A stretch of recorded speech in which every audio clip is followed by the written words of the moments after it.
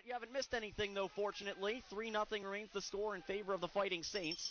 Kerr ahead to Dodd in center. He'll drop it back to Johnson. Johnson's pass missed everybody in center, and Willett sends it ahead to Gerard. Numbers for the Caps. Gerard with the puck. He holds, he shoots, he scores!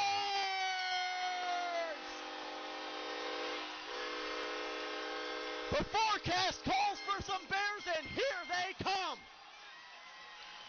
They come raining down as Gerard makes it 3-1 with his 9th of the year, and at long last, the Capitals on the board as Charlie Gerard finally brings about the severe teddy bear warning.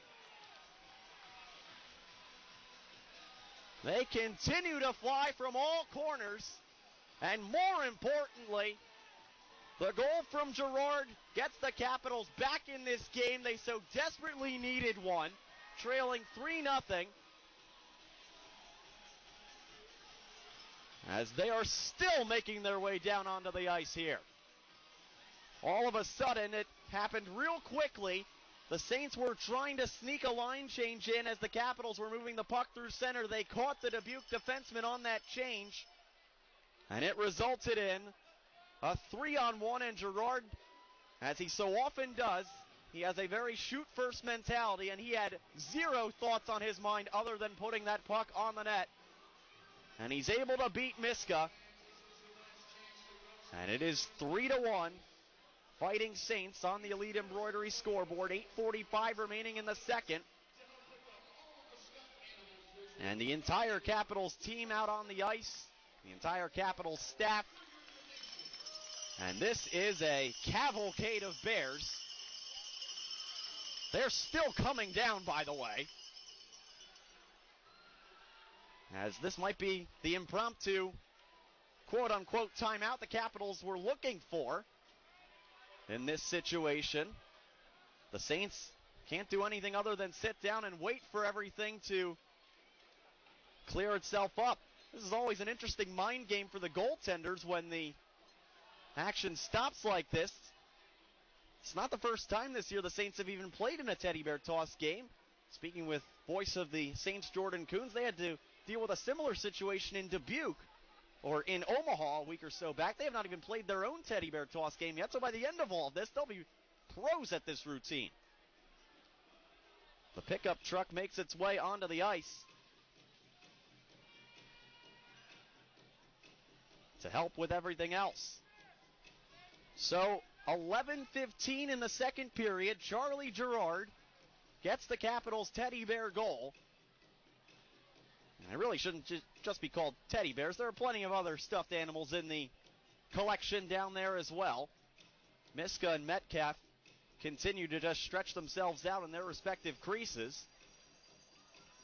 There's still time to be served on the Parker and Holway penalties. It was very interesting that Parker and Holway both got minors, even though Holway kept his gloves on and Parker had dropped his. So, after all of that, what could have become a Saints power play in a 3-0 game, it remained even strength hockey instead. And Charlie Gerard immediately sends the Coliseum into a state of pandemonium. And to my knowledge, last year was a very big haul of bears and stuffed animals. This year's haul looks even bigger, at least to the naked eye. DC Eagle out there on the ice on the Toyota truck, trying to help out with everything else as best as they can.